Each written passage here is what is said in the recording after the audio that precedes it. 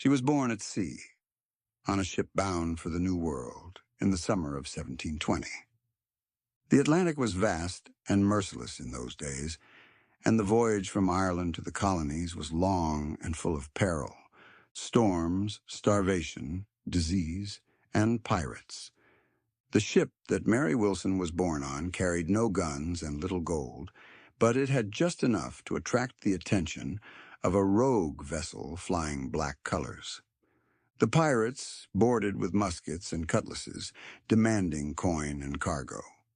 But something stayed the blade of the pirate captain that day. Some say it was the cries of the newborn child, fresh in the arms of her terrified mother. Moved by some strange mercy, or amused by the timing, he made a bargain.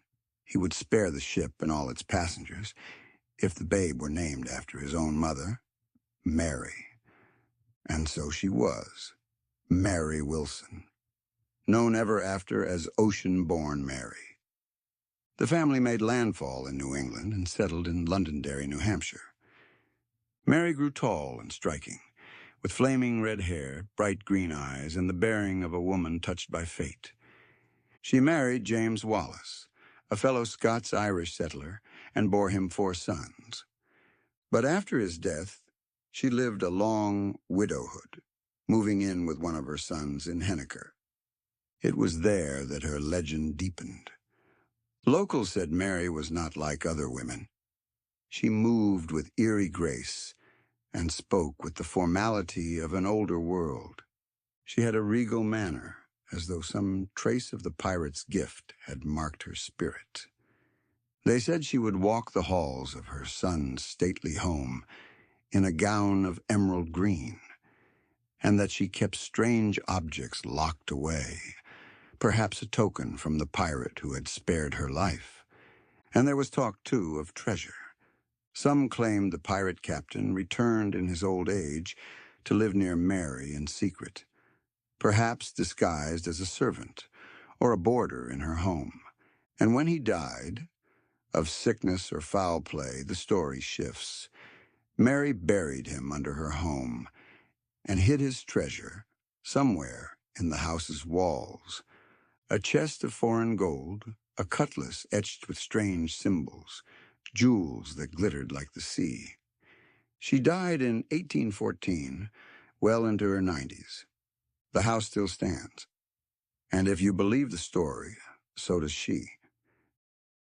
People who have visited the old Wallace house in Henniker swear they've seen a tall woman in green glide through the upstairs corridor or peer from the windows by candlelight.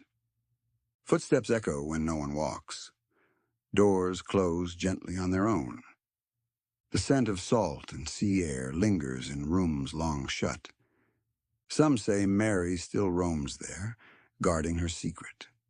Others say she waits for the return of the man who once spared her life, or for someone worthy enough to uncover what she hid.